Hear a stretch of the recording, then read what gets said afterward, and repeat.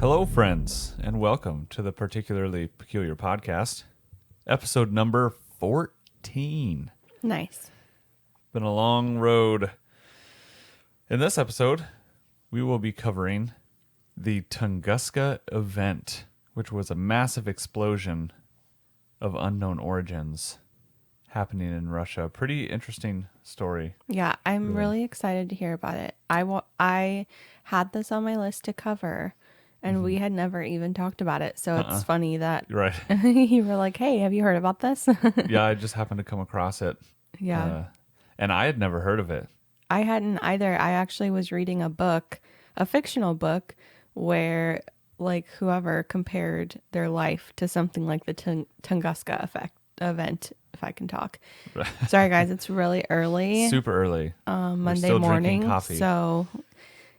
But yeah, so I actually read that in a book and had to Google it to see what it was. Right. So yeah, I'm excited. Right. Pretty neat. So, my name's Christian, And my name is Taylor. and we are your hosts. And we are here to talk about all things strange, unusual, and just plain peculiar. Thank you for joining us.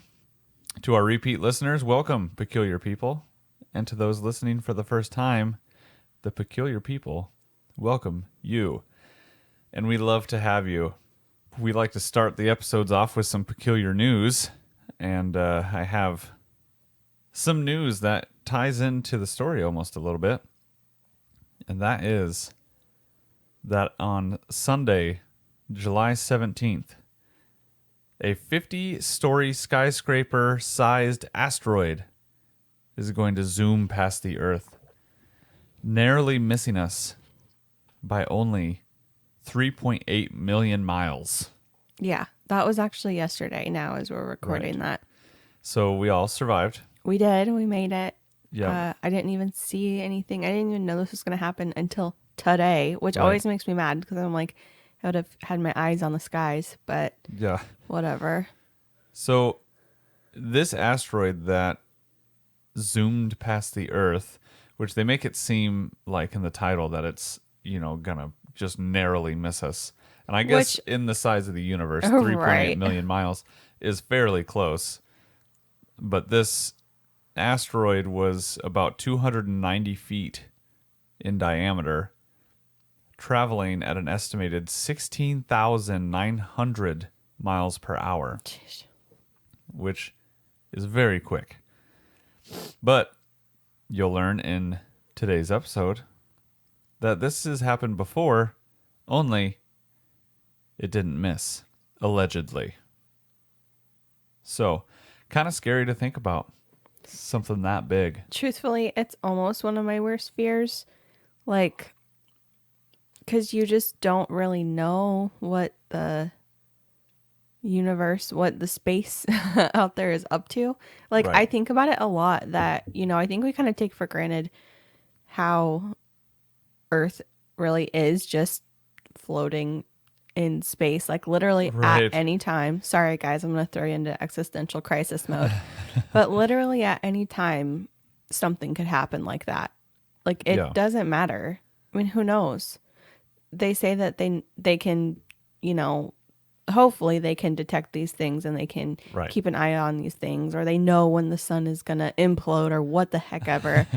But how do they really know that stuff? Yeah, we don't really, and they always put out these estimations of when certain things happen, every so many thousands or hundreds of years, but it's totally just an estimation. It's likely not on any schedule, Right. and it can happen whenever it wants. Yeah, it just happens whenever it wants to happen. Well, speaking of space, James Webb also released their first photos, which is pretty cool to look at. Yes. Seeing all of those galaxies in that one main picture, and then seeing it compared to the Hubble telescope picture Yeah. of the same location is quite different. It's crazy how, I mean, obviously how much more detail we can get out of those, and we can see like actual like pinpoints of light where new stars are and things like that. It's pretty amazing. Yeah, and some of them you can see they almost zoom into individual galaxies. Yeah. And seeing the spiral galaxy that looks similar to the Milky Way is really interesting to see, which is what we assume ours looks like, I guess, because we're inside of it. But pretty funny how, the meme world took off with the fact that we can take pictures of these clusters of galaxies millions and millions of miles away, yet security cameras are still like 180p.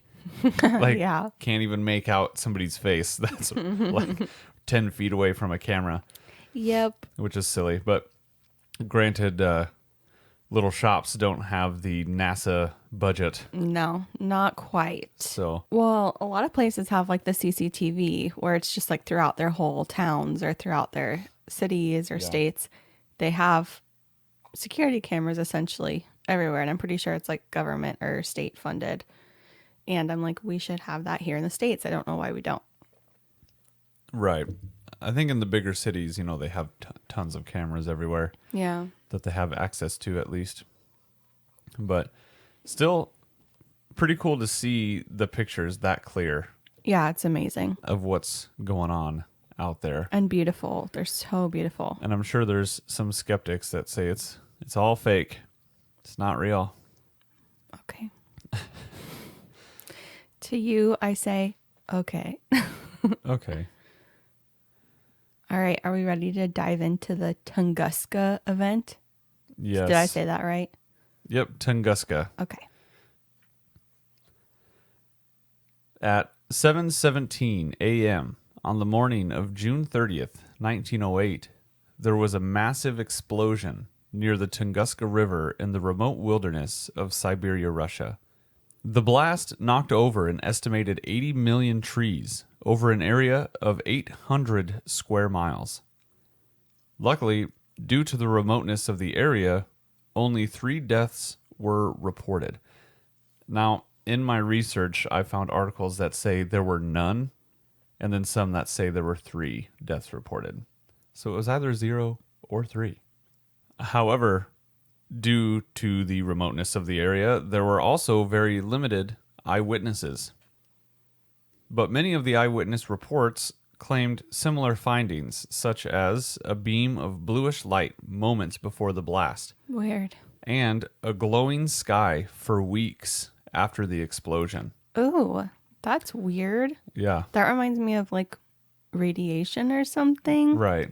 Yeah, so it was pretty creepy, like, well, all the lighting things that were involved, and especially, they say that the sky was aglow for I think like 2 weeks after the explosion. I would just assume the world was ending at that point. Right. And try and make peace before it was my time. And this was in 1908. Right. So it's not like they had like news coverage of what was going on or whatever. In a very, very remote, desolate place. Scary. There were also many reports of people being knocked off of their feet nearly 100 miles from the blast center. Whoa. Activity at seismic locations was recorded in Germany, Denmark, the United Kingdom, and even as far as Washington, D.C. in the United States. Whoa. Some records indicate that the blast registered at a 5.0 on the Richter scale. Now, for us in Iowa, we have no idea what earthquakes feel like. Nope. Like on the Richter scale or whatever, but I assume 5.0 is fairly high. But I have no idea. I don't know. Either way, that's... Let us I know. mean, it must be if it was felt all the way in, the United States. Right. So, and this is... They already had seismic activity monitoring stations set up in a lot of these countries. And they registered this explosion. It was nearly 20 years until proper research was able to be conducted in the area. Trekking to the location was not only treacherous, but incredibly labor-intensive. Leonid Kulik was able to make the journey in 1927. What Kulik and his team found was incredible. 80 million trees felled in a circular pattern covering 800 square miles. At the center of the circle, the trees were still upright, but burnt to a crisp. What the heck? However, there was no impact crater to be found. The lack of a crater at ground zero left them baffled. Yeah, nobody was really expecting that. They were expecting to see just a massive hole in the earth. Well, yeah. From either an impact or, I mean, the explosion was so big, which they say the explosion was roughly 1,000 times greater than the bomb dropped on Hiroshima. So when they got there, which the reason it took them 20 years is because it's not like this is just down the street. Yeah. You know, this is through some like frozen tundra. Yeah, very desolate place.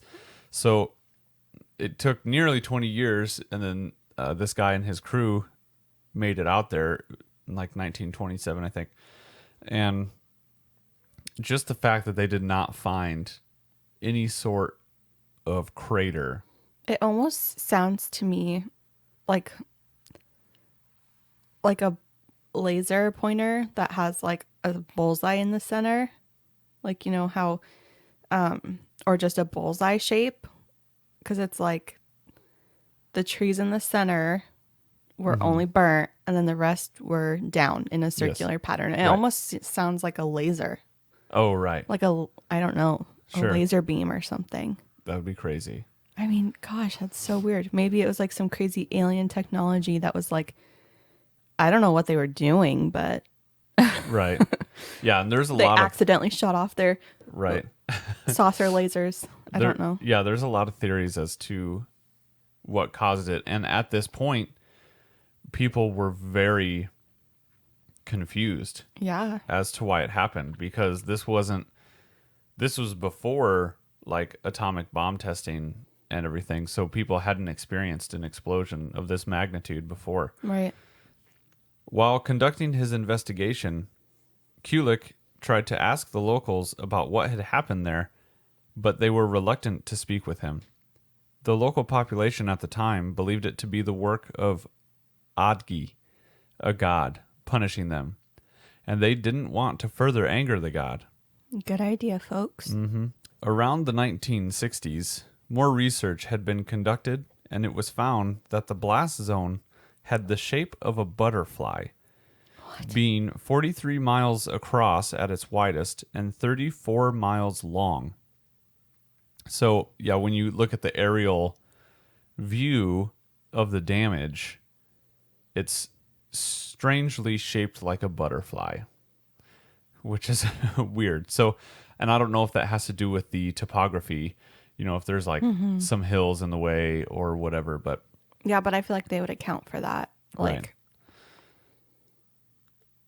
Tons of tiny spheres were also discovered, buried deep in the soil and implanted into trees. After inspecting these spheres, it was discovered they contained a nickel-iron alloy known to be carried by meteorites.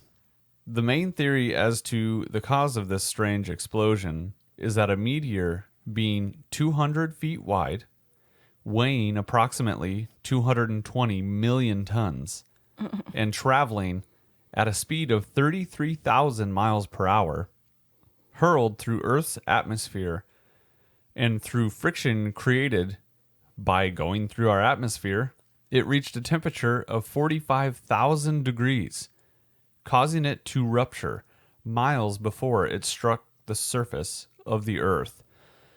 I guess that could make sense. Right. So, yeah, what they think happened is that this giant asteroid, which is similar in size to the one that just flew by Earth yesterday, came into our atmosphere straight towards it, but it got so hot and was going so fast that it just exploded in midair.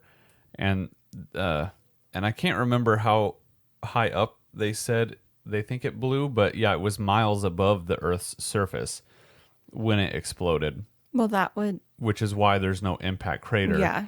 And the explosion directly beneath the asteroid, you know, would just burn the tree straight down and then the rest pushing them over. Right. So really just scary to think about, because this actually happened. Right. Like, this was a real event. Yeah. This isn't like some conspiracy or, whatever. Like, there's actually documented. Yeah, it's a documented event that happened. The explosion sent massive shockwaves across the remote Siberian wilderness, completely altering the landscape. The blast was estimated to be roughly 1,000 times greater than the bomb released onto Hiroshima in 1945. The asteroid theory explains many of the eyewitness reports, such as the glow in the sky. While the asteroid was burning through our atmosphere, it would have been shedding the ice particles covering it, causing the glowing seen by many. But even after? I guess. That's what I read. Science says. That's what I read on some science thing. Okay. Yet, there are many skeptics when it comes to that theory. Some believe that it was caused by a crashing UFO, which was able to be repaired and left before anyone was able to make it to ground zero. Because, like I said, they had like 20 years Yeah. before anyone got there. So Yeah, a they lot of wouldn't people have even think, known. right? A lot of people think that it was, some sort of spaceship that crash landed there, which I don't know how it would cause that big of an explosion, and then they would just be able to repair it. I don't know. With And their leave. alien technology. Oh, that's right. Of course, we wouldn't know how they did it. Others wonder that if it was a meteor, the reason that it detonated above ground is because extraterrestrials were saving the planet and they blasted it with only moments to spare. And this is a theory that I've seen a couple times. Yeah, this is something that you'll hear a lot of with aliens, is that they try to protect us in times of like nuclear war or when something big like this is going to happen. Right. So yeah, they see it and they're like, oh shit. They can't die yet. These dumb little... We're still experimenting with them. So they blasted the meteor before it hit Earth and saved us all at the last minute. Many wonder if it was a Russian military weapons test, as if they were, further along than anybody else knew of, and it was, a great location to test out It could also be. a new weapon. And if it's classified, no one would know. Right. Others also believe that there was some sort of natural gas plume that was released from the Earth and somehow ignited, which could cause a large explosion like that. Yeah, but I don't know if that would explain the little like spheres and stuff of... Right. So that, to me, is the biggest thing. Yeah. Yeah, they found these alloy materials that come from meteorites. Right. That. And that's says just it that. for me. Right. Yeah. But that doesn't say that if it could have been the meteor that was blasted by the aliens. But I don't believe that we will ever truly know exactly what happened that morning in 1908. But if it was a meteor, scientists now believe that a meteor of this size hits Earth roughly every 300 years. Okay. Which is not like that far in between. No. And it doesn't just say meteors. It says a meteor of this size, which is pretty wild. But at least we know that if that does happen, it's not going to destroy the planet, because we've obviously been here longer than 300 years. But You just better hope it doesn't hit smack dab in the middle of your city. Yeah, for real. Hopefully it keeps happening in places like frozen tundra. I think above some sort of ocean. Yeah, I mean, I guess I kind of forget that we're covered in a lot of water.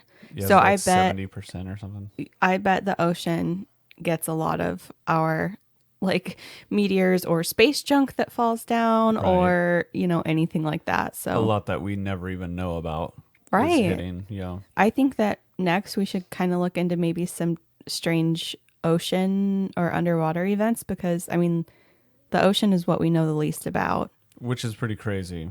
And there's also the theories that we don't know a lot about what's under the water because they don't want us to know what's under the water. Because there's some cool shit under there. There's aliens.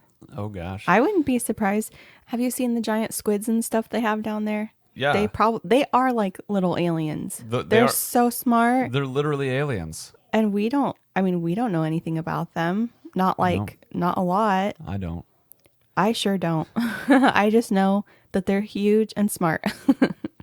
Yeah, and there's these theories of these entire underwater civilizations that I find is almost plausible.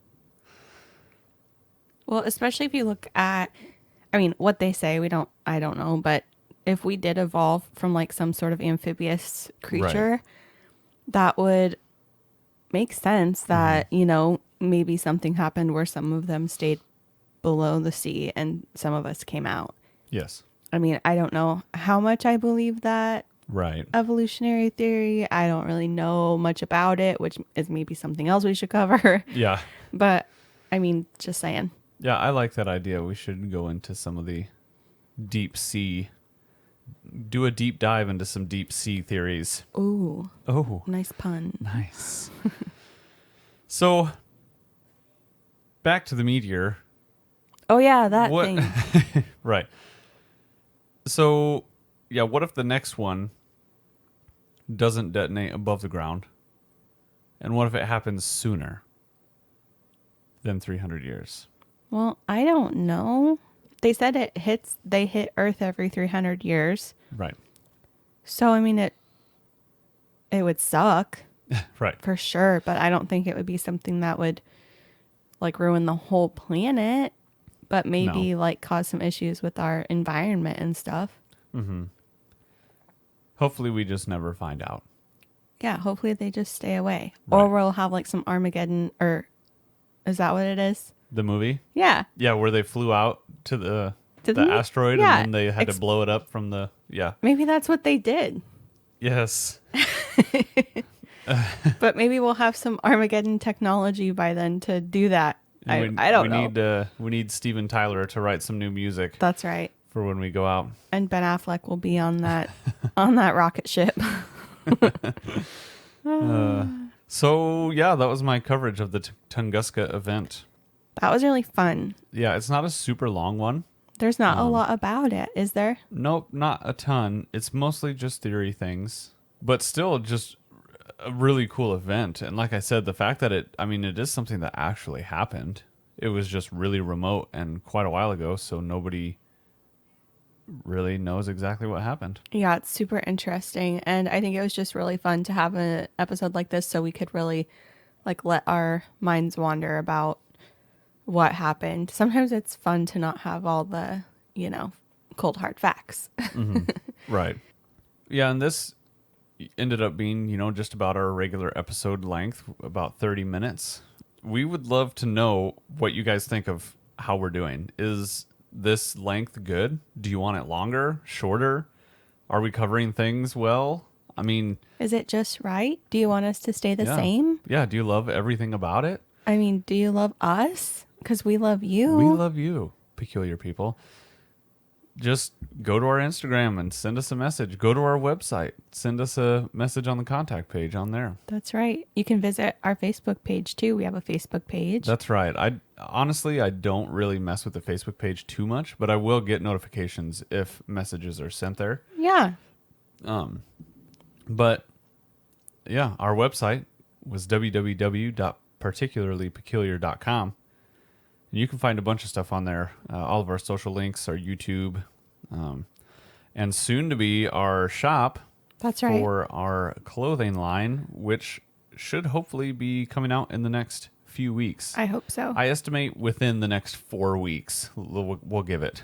Oh my gosh. Hopefully it's sooner than that because Right. I'm ready. Yep. Another thing, you guys, that we are going to be working on is getting almost like a blog template or a blog situation up on our site so you can actually read our show notes. Mm-hmm. If you, for some reason, didn't get to actually listen to the episode, but you wanted to read up on what we were talking about. Or follow along while you listen. Yep, you can do that too. That will be on our site. We have this one, I think, will be going up soon if it's not already up. And we'll work on our past episodes as well. Yep. And of course, we have our contact form, like we said. Submit us an email. If you want to submit stories for us to tell on the pod, your own stories. If you want to give us ideas for what to cover in the future, you can send that in. Also, we do have a tab for helping us out by supporting the podcast. Sorry, my voice is going. That is a little better. But we do have a tab to help us out supporting the podcast for a little like donation there. So you can always check that out as well if you want to help out your favorite podcast. Because we know you can't live without us. Right. So that's it. For me, that's all that I have, I think. Yep. Okay. Well, until next time, we will see you again, our peculiar people.